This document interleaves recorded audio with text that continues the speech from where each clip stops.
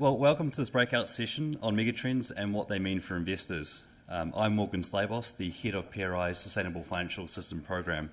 I'm here with David Hoile, Global Head of Asset Research at Willis Towers Watson, and Mary O'Connor, Global Head of Financial Institutions at Willis Towers Watson as well. Before I hand over to Mary and David, I'd like to briefly explain the background to the Megatrends project and how this afternoon's session will run. You all will have heard about the PRI's blueprint, which sets out our vision for responsible investment for the next 10 years. In that blueprint, we have set out three broad areas that we will work on: ESG integration, a sustainable financial system, and investor impact.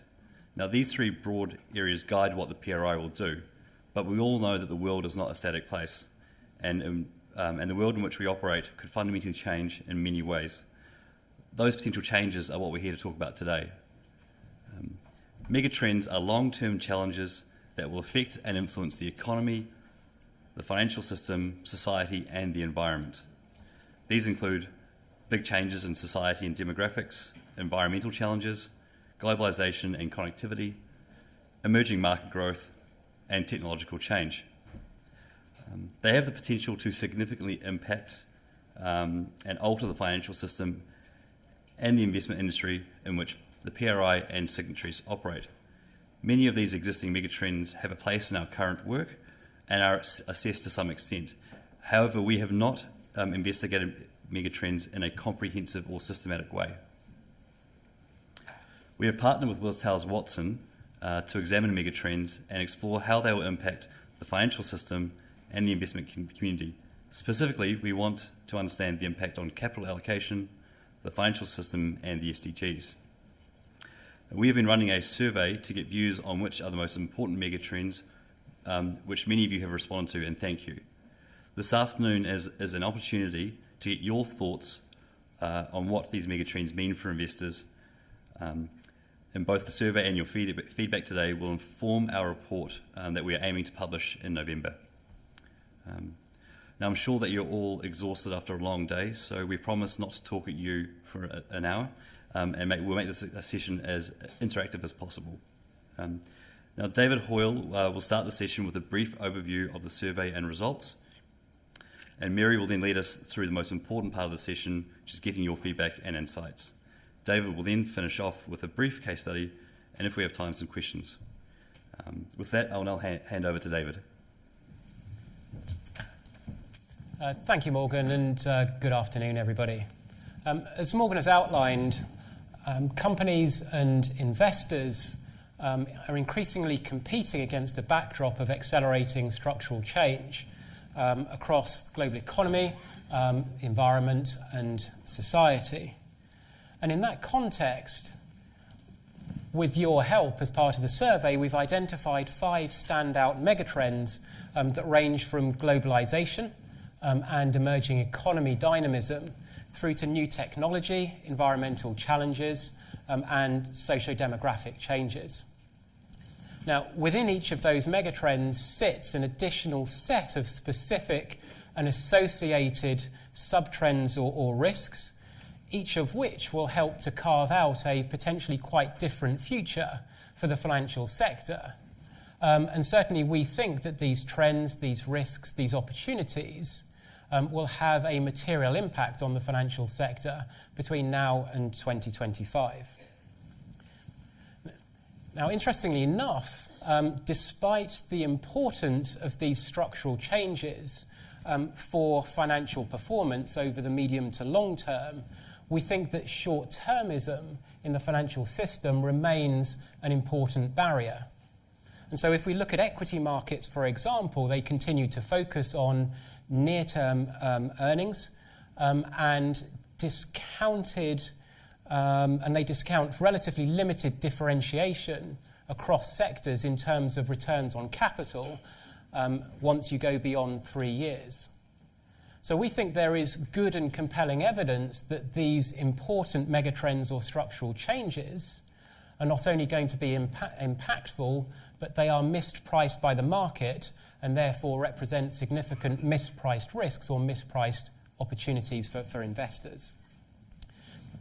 Now, if we want to collectively to help with the development of sustainable growth strategies, with sustainable deployment of capital, or strategic investment in some sort of sustainable future, we think the right starting point is to identify and to highlight the principal trends that the financial sector itself thinks are important. So instead of us trying to set out what we think is important and trying to drive change, much better to recognise the areas that the financial sector itself already require support and assessment on. And so, as Morgan rightly highlighted, conducted surveys and interviews of financial industry leaders, and we've summarised the findings in a risk index that seeks to capture both materiality, what the materiality of impact of these different trends is, but also attempts to capture how easy they are to manage, how easy it is to manage or mitigate risk, how easy it is to exploit opportunity. And we can see from the survey results that the financial sector is squeezed between two important risks. On the one side, you've got the potential for major global technological disruption. And on the other, key environmental and social challenges are also critically important. So technology are the blue dots, green and grey are environment and socio-demographics. If we drill down, asset managers and service providers are highlighting, and for some reason the chart's gone a little bit weird, but the blue dot on the extreme top right-hand side is cybersecurity. And you can also see that asset managers and service providers are also highlighting the importance of shifts in the type and globalization of digital flows of information. So issues around fintech and blockchain, issues around automation and artificial intelligence, all of these things have been ranked as critically important and difficult to mitigate by asset managers for entirely understandable reasons. If we look at the issues or the trends that are important to asset owners, it's the same technology issues, perhaps surprisingly, that they also rank as important in terms of the management of their portfolio strategy. But they're also focused on the socio-demographic challenges that are directly impactful to them, particularly issues around public and private sector savings challenges, and issues around underfunding of DB pension schemes and notional underfunding of DC pension schemes.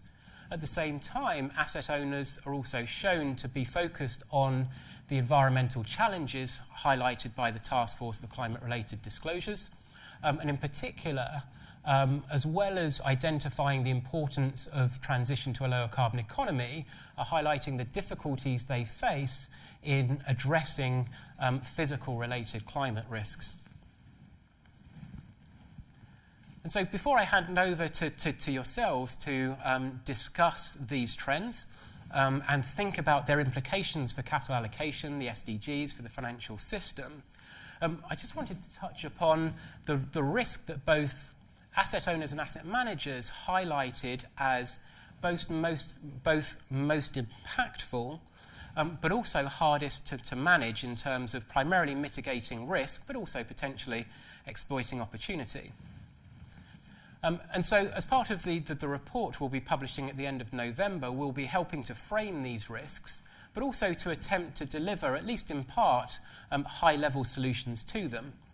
And so if we look at cybersecurity, a best practice plan to us would deal with the full spectrum of cybersecurity-related risks, not just technology-related risks.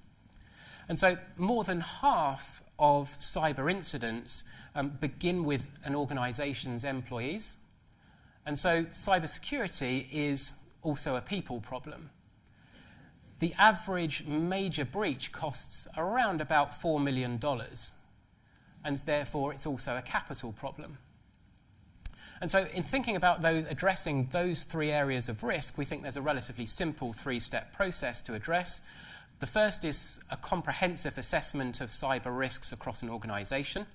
So identify, analyze the vulnerabilities within your workforce, within your technology systems, any cyber insurance that you have, and your recovery plans. The aim being to develop a detailed risk profile and move to a more cyber-savvy workforce. Step 2, think about the solutions to minimize and mitigate the material risks around cybersecurity. So, for example, for your people, it's around talent management and internal training. But also think about the solutions for your technology systems and your financial assets. And then finally, step 3, a recovery plan, which needs to be rapid. The issue of cybersecurity, really in terms of its impact, is when a breach begins, that the clock is very much ticking. And so the longer it takes for recovery, the greater your potential cost to reputation, greater potential damage to your customer loyalty, the impact on your business operations, higher liability costs. And then after you've addressed the recovery, there's then time to think about how you might recover losses in the context of insurance, and to conduct analysis in terms of what led to the breach so you can develop solutions.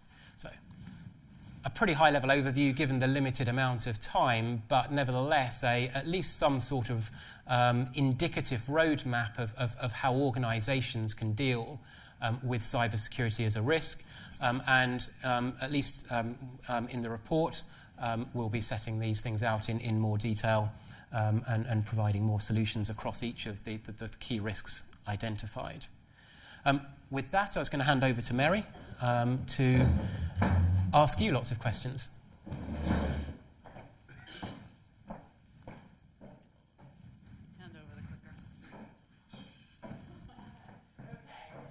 Now we get to the fun part, which is where we get to talk to you, and we're quite keen about this. So we've had the survey up and running for a few months, and we have over 300 responses so far, so we're getting a very statistically robust answer. But we would like to hear from you, because we have asset owners here, asset managers, and other stakeholders who look at these issues differently.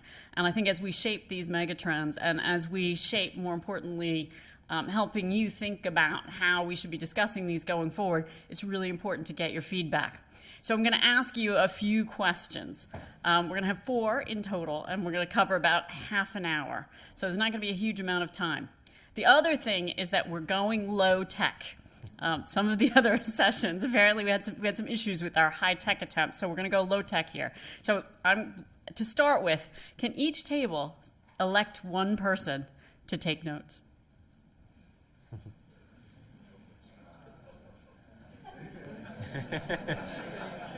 All right.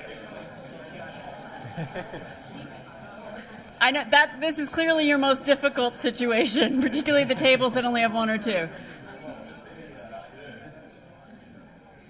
All right.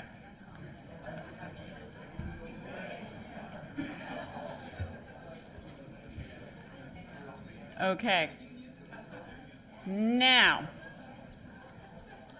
the first question is going to be 5 minutes, and then I'm going to give you 7 minutes for the remaining 3 questions, just so we can get through all of this. But the first thing, and I think this really is the most important, is to give you an opportunity. David walked through the megatrends quickly, but environmental challenges, society and demographics, globalization and connectivity, emerging market growth and dynamism and technological advances. And what we'd like you to do is take 5 minutes, talk amongst yourselves, and can you please list the top 3 risks that you see, that your business or your portfolio is facing? From this list, yeah.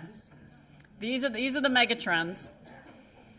And think about it. What you want to do is think about it over the long term, right? These are long-term global changes that are going to impact your portfolio or your profits.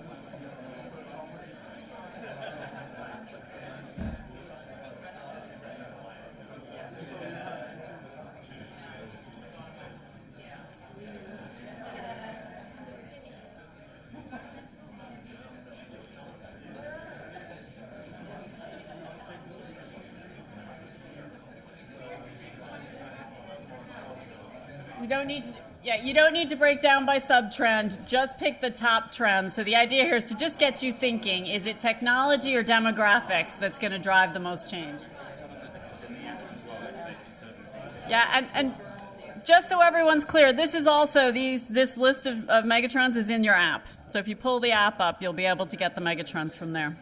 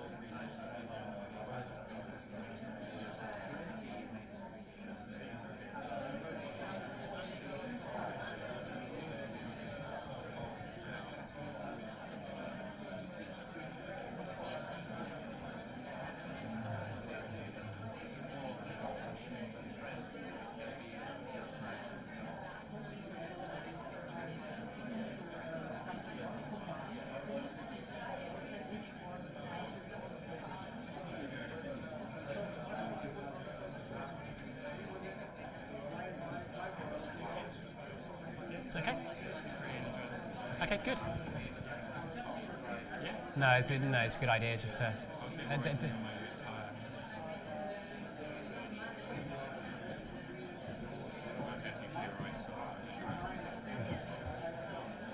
yeah, make sure they're talking about megatrends and not, what they're planning to do socially this evening.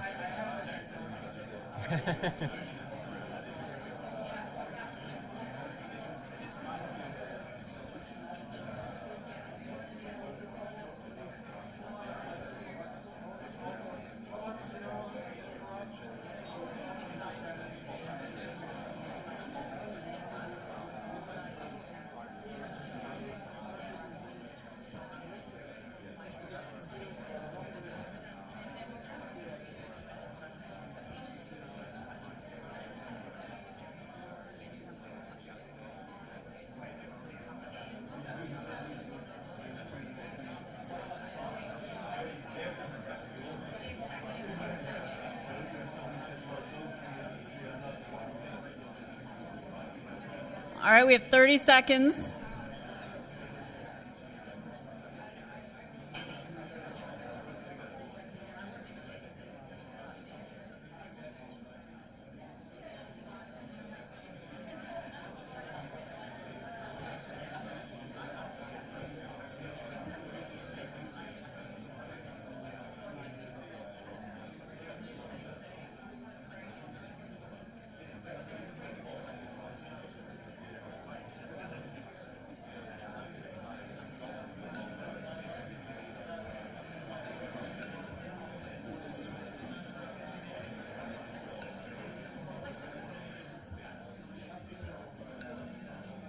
Why is this not going on?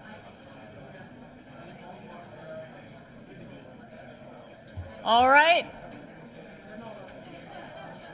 If we could put our pens down.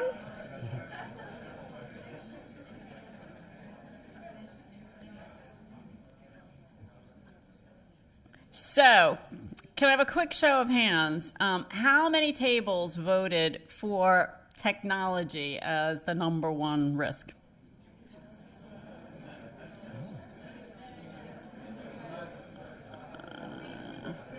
So that's 1, 2, 3, 4, 5. So I'm getting 7, 8. Oops, 8 tables. 9 tables. So that seems to be a close to a majority #1, which is consistent with all the other responses that we have gotten in the survey.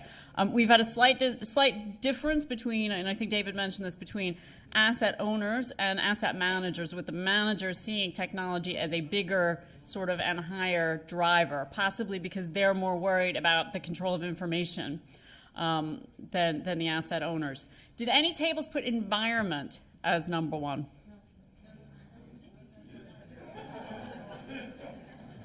So we got 6, which again I think is also consistent with what we got in our survey, which is that particularly asset owners are concerned with environmental changes long term, which makes sense again given their positioning. And this wasn't as big a concern to the asset managers. So I think that's a learning point possibly for the asset managers. And last but not least, I guess society and demographics. Did anybody put that first? So we have.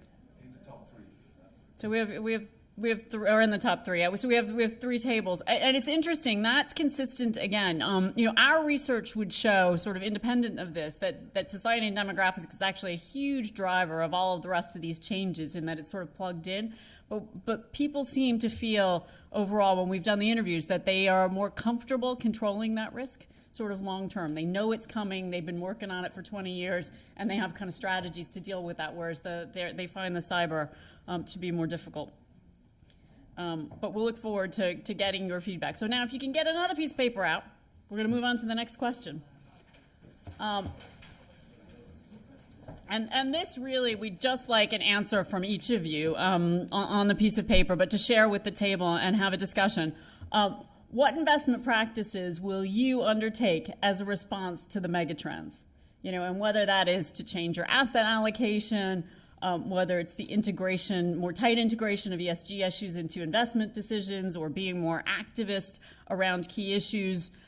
We would be interested to see, what do you think, once you get an understanding of these megatrends, would be the way that you would incorporate them into your daily life.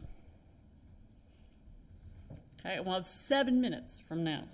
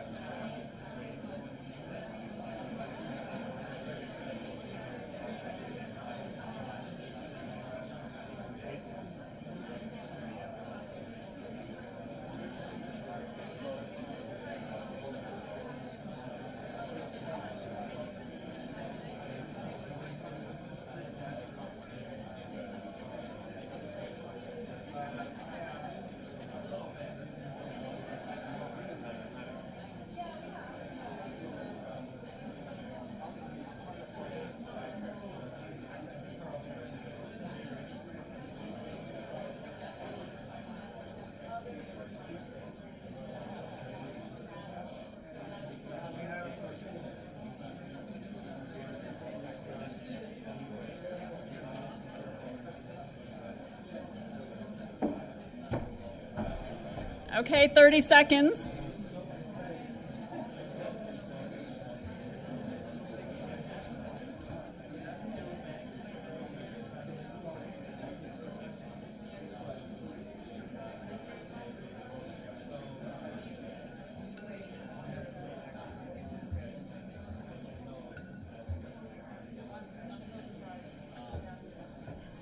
Okay, everybody, pens down. I'm getting waved away.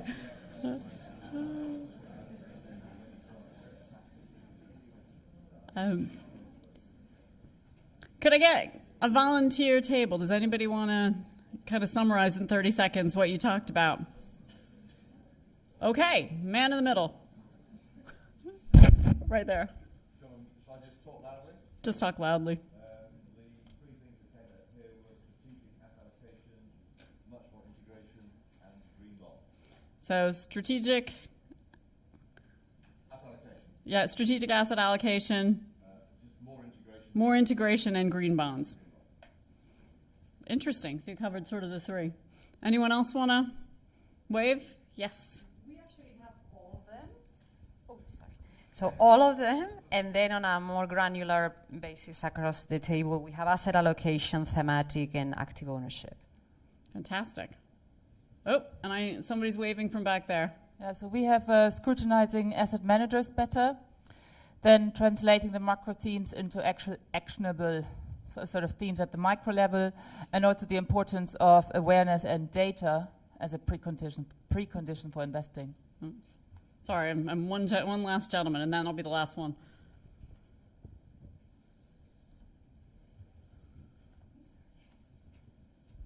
I think it comes down to knowing what you own. So it can't be a response, it has to be the starting point. So if this is the outcome of what you own, that you are exposed to megatrends, something is wrong with your investment process. Or I suppose what we'd say would be the flip side is, at least if you know the megatrends, you can kind of help anticipate what's happening. And if you know how easy things are to measure or manage the risk, you're in a better position to assess. But I guess you're right, because the ultimate end would be that your investments would be appropriate.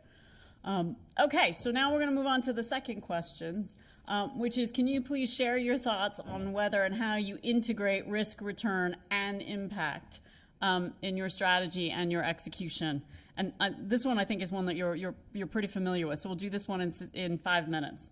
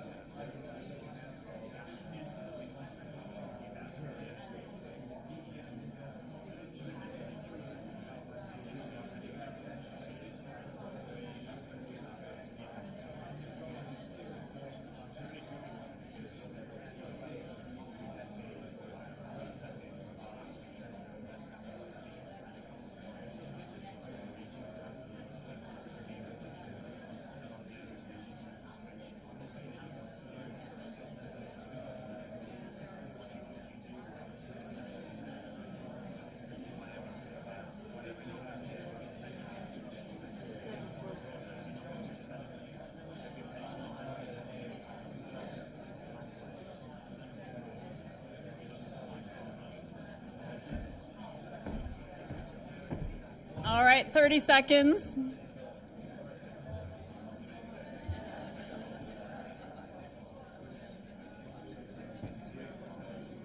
Okay, time.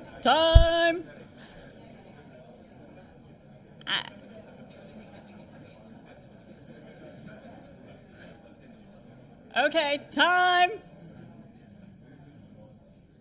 Well, it's great to see everybody so excited talking about this, and I managed to talk to a few of the tables, and there were some really fascinating, ideas I think around, how can we use the megatrends, and how can we integrate risk and return and impact in a way that not only maximizes impact but also maximizes our returns, right? Because it's a real clear steer, at least from some of the tables, that we don't want to sort of hug and do what everybody else is doing. We want to really dig down and find our own way through this using the SDGs. Does anybody want to volunteer what their table came up with? We'll take one. Lady in the red.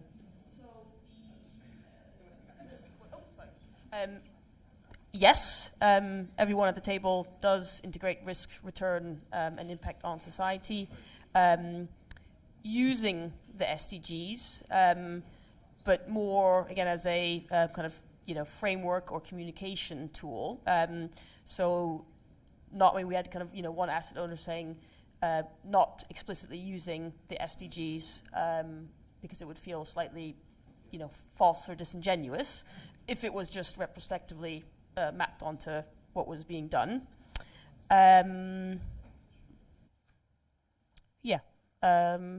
We didn't really get to the how, but overall, consensus that everyone is doing those things, that the SDGs are playing an important role. And certainly I know your table was saying that, the how, everybody wants to, there's a feeling everybody's going to start at a different place and get there kind of in a different way potentially, but hopefully with the same result. Anyone else want to volunteer?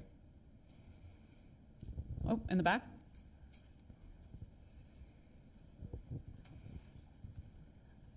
At our table, we had the discussion, and at the moment, most of us are focusing on the risk side, and not investing in certain sectors or looking at the risk. And the positive impact is we're looking at that, but it's still in early stages. So SDGs could be a tool, but we're not. Our table is not yet as advanced as the table there up front.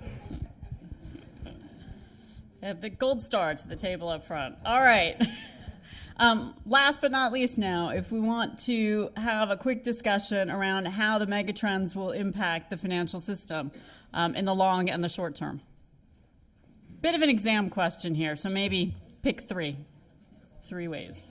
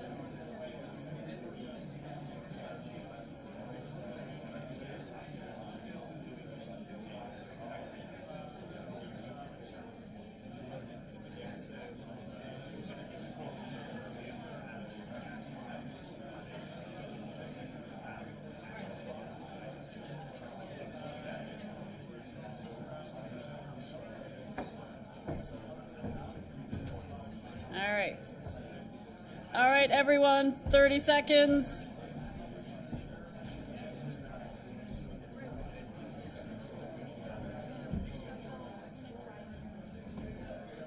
Okay. I hate to interrupt you all, but we have a dinner to go to and cocktails to drink, so we need to keep moving. All right. I'm going to turn it back over to David, who's going to walk us through, after that exam question, a bit of a case study using the Megatrends.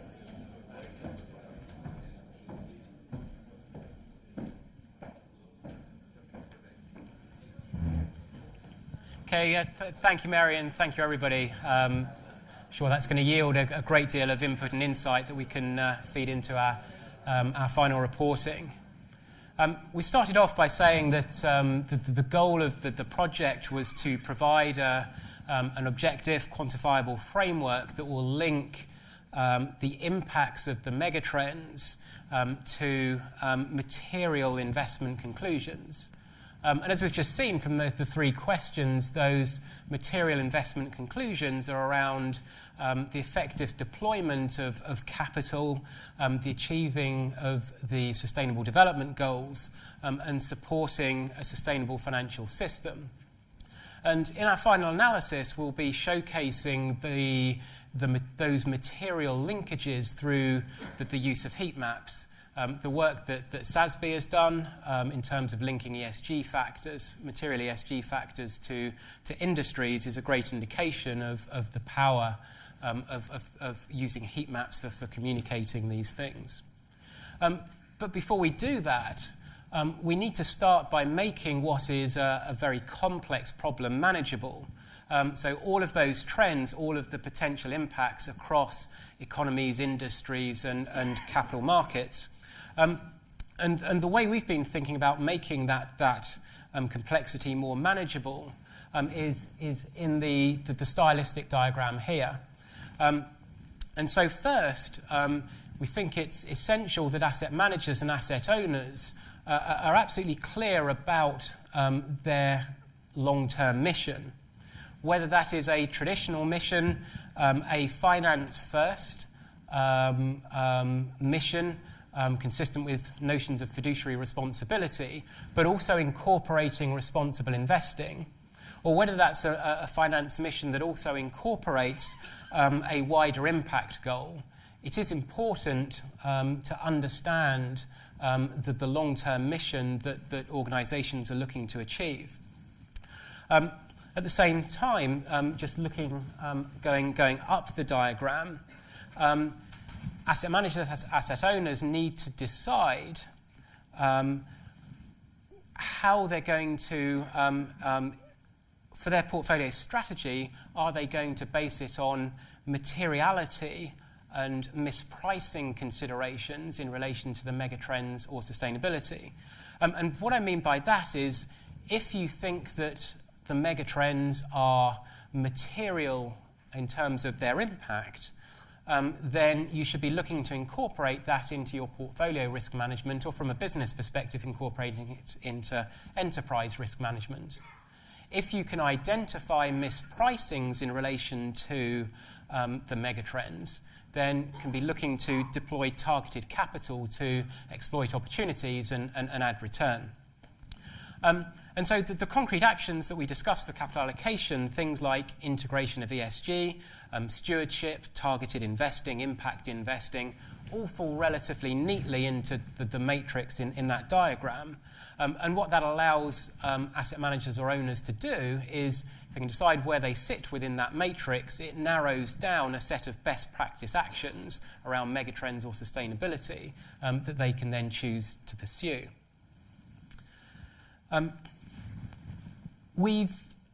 In conjunction with the Australian Future Fund and MSCI, we've done some work surveying the 15 largest asset owners and the 13 largest US asset managers. And in the main, the majority of the respondents were in box B, with a reasonable proportion of asset managers in box C.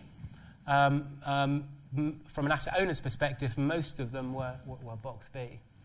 And so you can see that effectively, asset managers and asset owners, in the context of integrating megatrends or sustainability, are gradually moving along that S-curve in terms of more sophisticated adoption.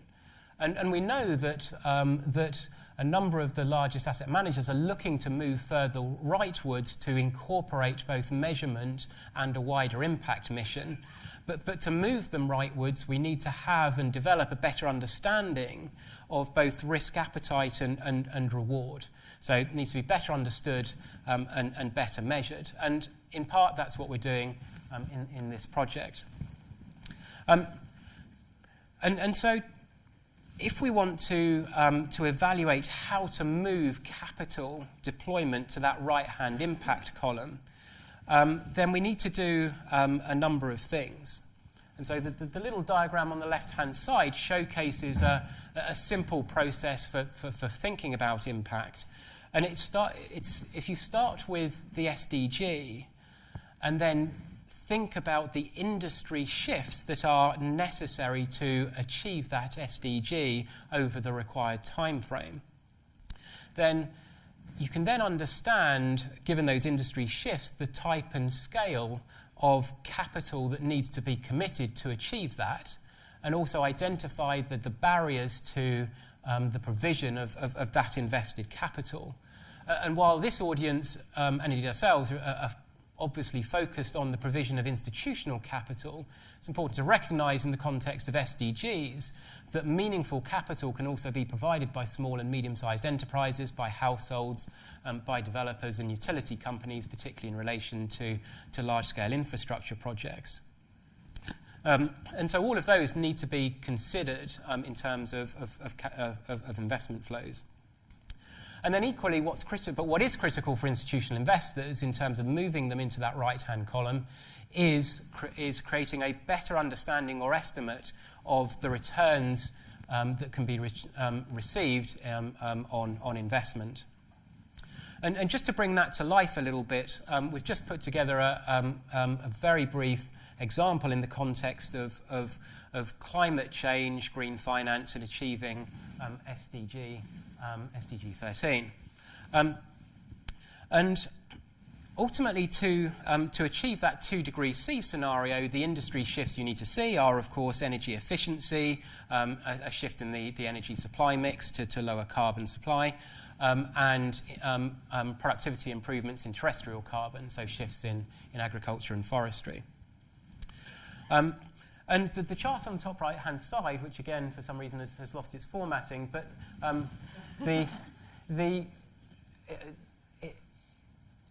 basically what it shows is as you move to the right, it shows the amount of investment that would be required in an industry to achieve a certain emissions abatement level.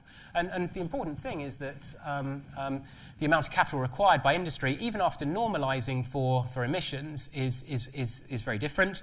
And as you go up the axis, that shows the net benefit or cost, net benefit or economic cost, and which again is highly differentiated. And so there are anything below the line can actually be achieved as a net economic benefit. Anything above the line in aggregate would be a net economic cost to achieving a 2 degrees C set of emissions. And so the main point I wanted to emphasize, and actually linking to one of the observations made from the table, was that is that to turn the megatrends and these broad themes into tangible, practical investment implications, either in terms of mitigating particular risk or exploiting opportunity, you really can't do that at an asset class level. You need to start digging down into the industry and sub-industry level to properly understand what the implications are. And I just wanted to finish before sending you off to dinner with just a great little example of an organisation that we were privileged to meet a few months ago, which is the Crop Trust.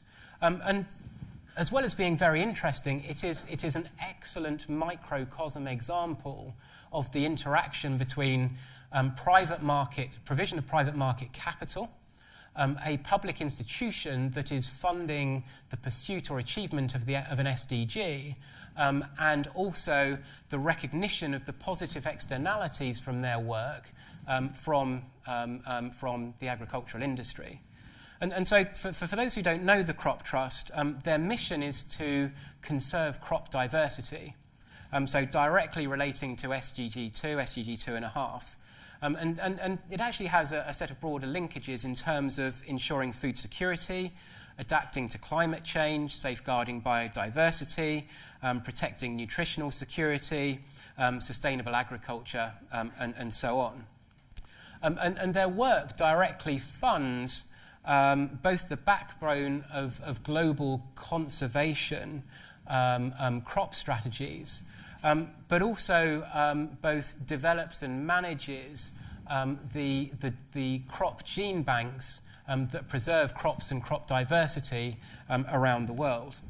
And the reason I think they're a particularly interesting case study is simply that they manage an endowment to generate the funding for their work, and seek to use innovative finance methods to supplement both their direct funding, but also the endowment itself. And the work that they've been doing recently in terms of moving towards a food security bond is a great example, in as much as they're utilising private capital markets in a way that actually institutional investors will find attractive. Bonds, covered bonds, securitized assets are attractive to institutional investors. And they've also, the industry, crop producers and seed companies have recognised the externalities from their work and are willing to provide, have priced that appropriately and are providing the long-term funding for that bond issuance over time. And in the middle of that value chain sits this public entity that's been able to successfully use the private sector to achieve its SDG objectives.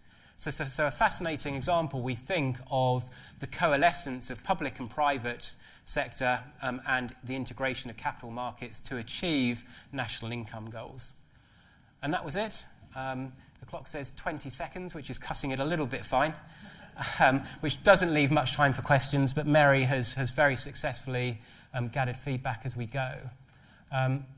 Morgan, did you want to say a last few words in just to wish people on their way? But thank you for listening, and I hope you enjoy your dinner this evening. And thank you, David and Mary, for a very good session. Just two asks. One is to please leave the notes on the table. We need those. The second is, if you haven't done the survey, please do it. It's available on the app. And also, please look out for the report in November. And we'll also be doing webcasts to support the launch of that. So please go have a good dinner.